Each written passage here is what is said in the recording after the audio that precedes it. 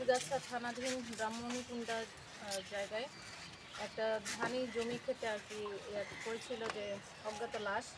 তো পরবর্তীতে 250-এর দিকে 999-এ আমাদের থানায় ফোন করা হয়। সেখান থেকে আমাদের থানার ওসি সাহেব সহ একটা টিম ঘটনাস্থলে পৌঁছায়। আমিও ঘটনাস্থলে আসি এবং যে লাশ ছিল সেখানে লাশের আশেপাশে যেহেতু গ্রাম ছিল, গ্রামের লোকজনও আসে। এক পর্যায়ে তারা আইডেন্টিফাই করতে পারে যে ডিসিস্ট মাসুদ রানা, তার দাদা তার ডিসিস্টের পকেটে থাকা মানি ব্যাগ, তারপর ব্রেসলেট এবং আংটি দেখে শনাক্ত করে যে এটা ডিসিস্ট হচ্ছে মাসুদ রানা, তার বয়স 18 বছর। এবং তারা জানায় যে সে নর্মালি ঢাকায় থাকে, মাঝে মাঝে গ্রামে আসে আর কি। তো সে 14 তারিখে এসেছিল, তার একটা মামলার ডেট ছিল হাজিরা দেওয়ার জন্য। 14 তারিখে সে আসে ঢাকা থেকে। এরপরে 14 তারিখ থেকে এই 21 তারিখের ঘটনা, এর মধ্যে সে 14, 15, 16 সে ঠিকই ছিল। বাট 17 তারিখের রাত পর থেকে, রাত 11:30টার পর থেকে তাকে আর পাওয়া যায় না। সে কিন্তু তার দাদা বাড়িতেও যায়নি এবং যে বন্ধুর কাছে থাকতো সেখানেও যায়নি। তো এইটা আমরা জানতে পারি। তো আমরা ধারণা করি যে 17 তারিখের রাত 11:30টার পর থেকে আমরা লাশ পাওয়া পর্যন্ত 21 তারিখের এই সময়টার মধ্যে যে কোনো একটা সময় তাকে হত্যা করে সেখানে ফেলে রাখা হয়। তো এ নিয়ে আমরা কাজ করতে থাকি, আমাদের টিম সহ, থানার যে টিম ছিল, আমি সহ ঘটনাস্থলে বিভিন্নভাবে জিজ্ঞাসাবাদ করি এবং সেখানে তার যে ডিসিস্ট মাসুদ রানা ছিল তার দুই অতি ঘনিষ্ঠ বন্ধু হিরণ এবং রিয়াদ, এই দুজনকেও আমরা জিজ্ঞাসাবাদ করি সেখানে। তো এক পর্যায়ে তাদেরকে আমরা থানায় নিয়ে আসি এবং ব্যাপক জিজ্ঞাসাবাদের পরেও আমরা বিভিন্ন অসঙ্গতি দেখতে পারি তাদের কথাবার্তার মধ্যে।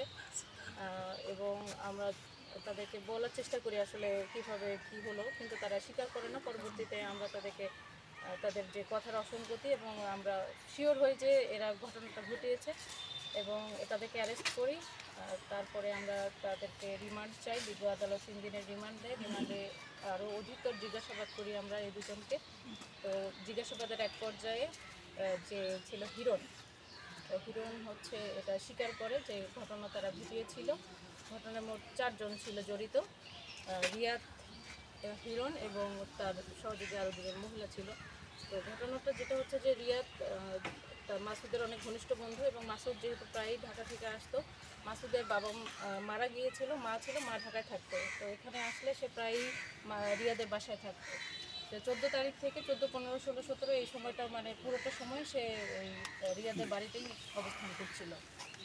তো সেখানে অবস্থানকালীন সময়ে যেটা হচ্ছে যে 18 তারিখে আপনার 17 তারিখে রাত 11:30টার দিকে রিয়াদ এবং মাসুদের মধ্যে টাকা পয়সা ভাগাভাগি দিয়ে ঝামেলা হয়।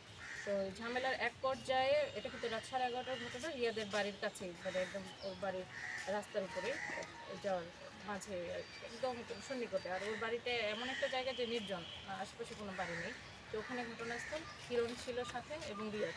তো তর্কাতর্কির এক পর্যায়ে রিয়াদ ক্ষিপ্ত হয়ে একটা ইট দিয়ে আঘাত করে ডিসিস্ট মাসুদকে। তো আঘাত করার সাথে সাথে সেখানে মাসুদ পড়ে যায়। যেহেতু পড়ে যায়, বাট তখনও সে তার শ্বাস প্রশ্বাস ছিল। বাট যখন পড়ে গিয়েছে তারা ট্রেনে বাড়ির ভিতরে নিয়ে যায়। বাড়ির ভিতরে রিয়াদের মা ছিল, তার ওয়াইফ ছিল। বাড়ির ভিতরে নিয়ে যাওয়ার পরে তারা মাথায় পানি ঢালে এবং মাথায় পানি ঢালতে ঢালতে মানে তখনই সে সেখানে মারা যায়। তো যেহেতু যায়, তখন তারা কী করে যে লাশ তারা কীভাবে কী করবে, তারা ভয় পেয়ে যায় এবং বাইরে কাউকে না জানানোর জন্য আর কি চেষ্টা করে যে কোনোভাবেই এই কথা বাইরে যেন না যায়। সেই কারণে তারা 4 জন মিলেই লাশটাকে বাড়ির ভিতরে বস্তায় বন্দি করে। বস্তাবন্দি করে ঘরের রিয়াদের ঘর, মানে রিয়া, তার মা, তার ওয়াইফ একটা ঘরেই থাকে, সেখানে রেখে দেয়। তো রাখার পরে একটা ঘটনা ছিল 17 তারিখ রাতে, মানে বৃহস্পতিবার।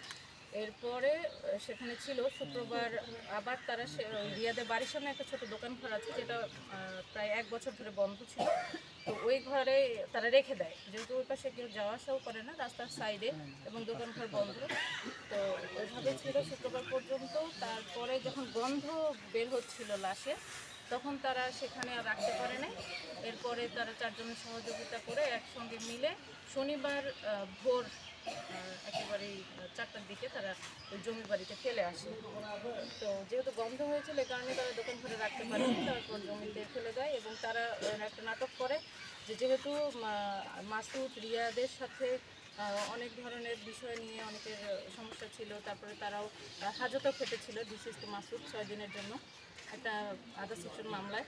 তো তারা চাচ্ছিল যে যেভাবে হোক, ওই বাদী ছিল সৈয়দ আলী, তাদেরকে ফাঁসানোর জন্য, যে এই ঘটনা যেহেতু তাদের সাথে একটা শত্রুতা ছিল বা মামলা করেছে, এটা তারা তাদের ঘাড়ে চাপায় দিতে চেয়েছিল। তো পরবর্তীতে আমরা লাশের কাছে ছিল রিয়াদের আসামি, যে মূল আসামি রিয়াদ, তার একটা স্যান্ডেল পাওয়া যায়।